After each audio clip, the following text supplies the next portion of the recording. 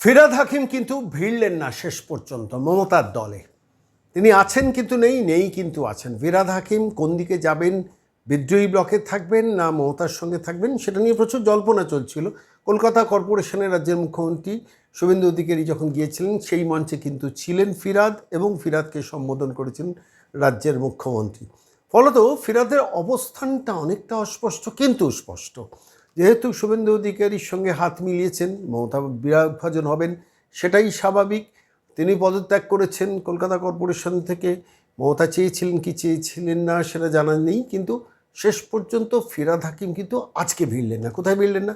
শুভেন্দু অধিকারীর সভায় রাজ্যের মুখ্যমন্ত্রী বা এতে বিধানসভার চেম্বারে গিয়েছিলেন ছজন বিধায়ক কালীঘাট তৃণমূলের। কালীঘাট তৃণমূল বলতে কারা কারা বুঝেছেন? কালীঘাট তৃণমূলে কুণাল ঘোষ, মদন মিত্র, শোভনদেব চট্টোপাধ্যায়, রহিম বক্সি, রুকবানুর রহমান, অশোক দেব, ছজনের বেশি বিধায়ক শুরুর অধিবেশনের দিনই কালীঘাট তৃণমূল জোগাড় করতে পারল না, যেখানে গিয়েছেন মমতার পার্সোনাল সিকিউরিটি অফিসার চেঞ্জের ব্যাপারে দরবার করতে। সেখানে যাওয়ার পর এর রাজ্যের বর্তমান মুখ্যমন্ত্রী শুভেন্দু অধিকারী কিন্তু যথাযথ সম্মান জানিয়েছেন প্রবীণ বিধায়ক শোভনদেব চট্টোপাধ্যায়কে। সেটা অবশ্য কুণাল ঘোষ প্রেস কনফারেন্সে স্বীকার করেছেন। আমি সেই প্রেস কনফারেন্সটা আজকে দেখাবো, কিন্তু তার সঙ্গে আজকে খুব গুরুত্বপূর্ণ 3-4টে ঘটনা ঘটে গেছে। আমার যেটা মনে হয়েছে আজকের এই প্রতিবেদনে বলা দরকার। প্রথম কথা, সুশান্ত ঘোষ 108 নম্বর সেই তোলাবাজ কাউন্সিলর, তাকে পুরী থেকে ধরে নিয়ে এসছে কলকাতা পুলিশ এবং তাকে লালবাজারে রাখা হয়েছিল, সেখান থেকে আজকে আদালতে পেশ করা হলো।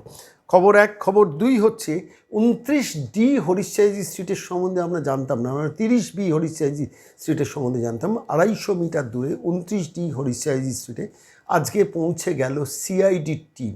তল্লাশি করলো মমতা বন্দ্যোপাধ্যায়ের একজন বোন এবং সেই বোনের বাড়িতে। সেখানে তল্লাশি হলো অভিষেক বন্দ্যোপাধ্যায়ের পিসি, তার যে কন্যা অদিতি গায়েন, তিনি অভিষেক বন্দ্যোপাধ্যায়ের সঙ্গে সর্বক্ষণ তার মিডিয়া টিমে থাকেন, কাজ করেন, আমরা সোশ্যাল মিডিয়াতেও দেখেছি। তো সেই অদিতি গায়েনের বাড়ি, সেই বাড়িতে প্রায় 2:45 থেকে 3টে পর্যন্ত সিআইডি তল্লাশি করলো। কিসের খোঁজে আমরা অবশ্য জানি না। এদিকে যখন এইসব ঘটনা ঘটছে তখন টালিগঞ্জ পাড়ায় আরও একটা খুব গুরুত্বপূর্ণ ঘটনা ঘটলো। সেখানে টালিগঞ্জের গিল্ড অ্যাসোসিয়েশন এসব নানান কারবারে স্বরূপ বিশ্বাসকে ঘেঁটে ফেলেছিলেন। সেখানে এদিন রাজ্য সরকারের তরফ থেকে 20 জনের একটি অর্গানাইজেশন কমিটি গড়ে দেওয়া হলো, যারা এন্টায়ার টালিগঞ্জ ইন্ডাস্ট্রিটা মনিটরিং করবেন। তার মধ্যে আছেন সৌমিত্র মোহন রাজ্যের আমলা, আছেন শান্তনু বসু রাজ্যের আধিকারিক রাজ্য সরকারের তরফ থেকে, এবং আছেন অবশ্যই রুদ্রনীল আছেন, হিরণ আছেন, রূপা গঙ্গোপাধ্যায় আছেন, পাপিয়া অধিকারী আছেন, এবং ফিল্ম ইন্ডাস্ট্রি থেকে আছেন প্রসেনজিৎ চট্টোপাধ্যায়, দেব আছেন, যিশু সেনগুপ্ত আছেন, নির্দেশক কৌশিক গঙ্গোপাধ্যায় আছেন। তাদের নিয়ে 20 জনের একটা কমিটি গড়ে দেওয়া হলো এবং তারা এখন থেকে এন্টায়ার টালিগঞ্জ ফিল্ম ইন্ডাস্ট্রির যে নৈরাজ্য সেটাকে বন্ধ করে অরাজক ব্যবস্থাটাকে বন্ধ করার কাজটা করবেন। এইসব যখন টুকরো টুকরো খবর আমাদের দপ্তরে আসছে, ঠিক তার মাঝেই আরও বেশ কিছু ঘটনার ডেভেলপমেন্ট এই মুহূর্তে হচ্ছে। রাজ্য বিধানসভায় বিরোধী দলনেতা হিসেবে স্বীকৃতি পেলেন ঋতব্রত বন্দ্যোপাধ্যায়। কলকাতা হাইকোর্ট ইন্টারফেয়ার করলো না, অর্থাৎ কলকাতা হাইকোর্টে শোভনদেব চট্টোপাধ্যায়রা যে গিয়েছিলেন যাতে ঋতব্রত বন্দ্যোপাধ্যায়রা বিরোধী দলনেতা হিসেবে স্বীকৃতি না পান, সেটাতে কলকাতা হাইকোর্টের মহামান্য বিচারপতি হস্তক্ষেপ করলেন না। আবার জুলাই মাসে তার জন্য শুনানির দিন রাখা হলো। কিন্তু আমার মনে হচ্ছে সমস্ত খবরের মধ্যেও কিন্তু সবথেকে বড় খবর, ফিরহাদ হাকিমও কিন্তু এবার 30B হরিশচাইজি স্ট্রিট থেকে মুখটা ফিরিয়ে নিলেন সন্তর্পণে। এদিন অবশ্য এতে দেখা গেছে যে ফিরহাদ হাকিম প্রায় সামনের চেয়ারে বসছেন বিধানসভায় অ্যালটেড সিটে। সেখানে ঋতব্রত বন্দ্যোপাধ্যায়, আক্রুজ্জামান রয়েছেন, শোভনদেব চট্টোপাধ্যায় রয়েছেন, বিমান বন্দ্যোপাধ্যায় রয়েছেন, তার মধ্যেই বসে আছেন ফিরহাদ হাকিম। বড় করুণ সেই দৃশ্য, কিন্তু দেখতে হচ্ছে। কেন, পাপ তো বাপকেও ছাড়ে না, পাপ তৃণমূলকে ছাড়বে কেন? আর আজকে এই প্রতিবেদন শেষ করার আগে আমার মনে হচ্ছে সবথেকে গুরুত্বপূর্ণ খবর, সর্বাধিক প্রচারিত সংবাদ মাধ্যম বাংলায় বারবার করে একটা কথা প্রচার করতো, সর্বভারতীয় তৃণমূলের সর্বভারতীয় সাধারণ সম্পাদক। সেই সর্বাধিক প্রচারিত ইলেকট্রনিক মাধ্যম এখন বলছে তৃণমূল নয়, কালীঘাট তৃণমূল। ইন্টারেস্টিং না? ভেবে দেখবেন খবরটা কি জানতে নেই। আজকে সারাদিনের ডেভেলপমেন্টের টুকরো টুকরো খবরগুলো পেশ করলাম। নির্দিষ্ট বিষয় আলোচনা হয় এবং তাতে শোভনদেব চট্টোপাধ্যায়কে উনি যথেষ্ট সম্মান প্রদর্শন করেছেন সিনিয়র মোস্ট নেতা হিসাবে। এবং খুব ইন্টারেস্টিংলি আজ অধিবেশন কক্ষে দুটি আসন মূলত নির্দিষ্ট থাকে যুগে যুগে। একটি মুখ্যমন্ত্রী কোন আসনটিতে বসেন এবং অন্যটি বিরোধী দলনেতা কোন আসনটিতে বসেন। কিন্তু আমরা আজ লক্ষ্য করেছি মুখ্যমন্ত্রীর আসনে নিশ্চিতভাবে শুভেন্দু অধিকারী ছিলেন, কিন্তু চিরাচরিতভাবে বাঁদিকের প্রথম আসনটি স্পিকারের একদম সামনের প্রথম আসনটি যেটি যুগে যুগে বিরোধী দলনেতারা পেয়ে এসেছেন সেটি কিন্তু শোভনদেব চট্টোপাধ্যায়ের জন্যই আজ অ্যালটেড ছিল। এবং স্পিকারের শ্যাডো বা ডামি চাটমৃত যেখানে বসছিল সেটা একটু পরে দূরে।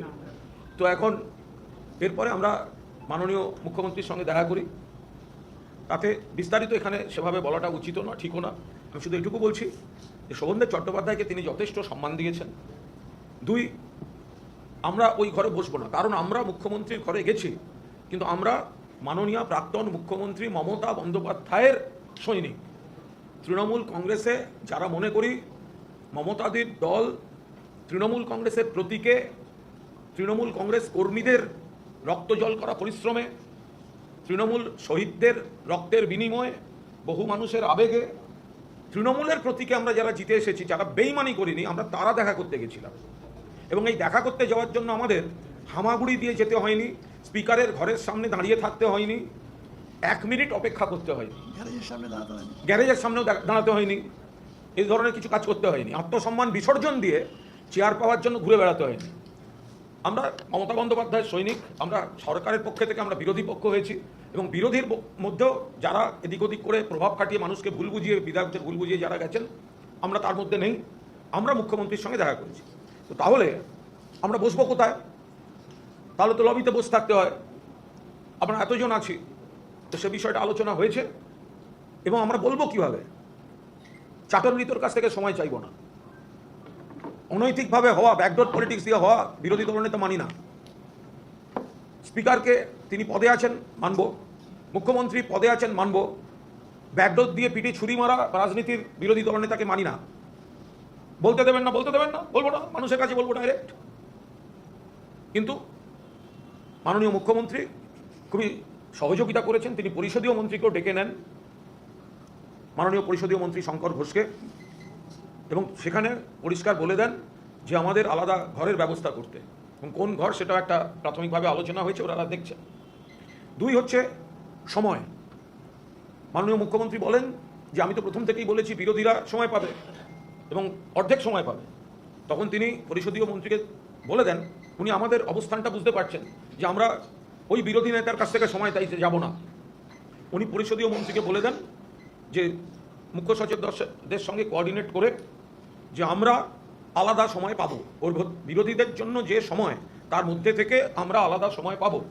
যেমন কংগ্রেস, নওশাদের পার্টি, সিপিএম, হুমায়ুন, তারা যেমন বিরোধী পক্ষের মধ্যে থেকে সময় পাবেন, আমরাও আলাদাভাবে বিরোধী পক্ষের মধ্যে থেকে সময় পাবো। এবং উনি কথা বলতে বলতে মিনিট করে সেগুলো বলে দিচ্ছিলেন। তাহলে এই দিক থেকে আলোচনাটা সদর্থক আলোচনা হয়েছে। আমরা তৃণমূল কংগ্রেস, আমরা বিরোধী দল, আমরা গঠনমূলক বিরোধিতা করব।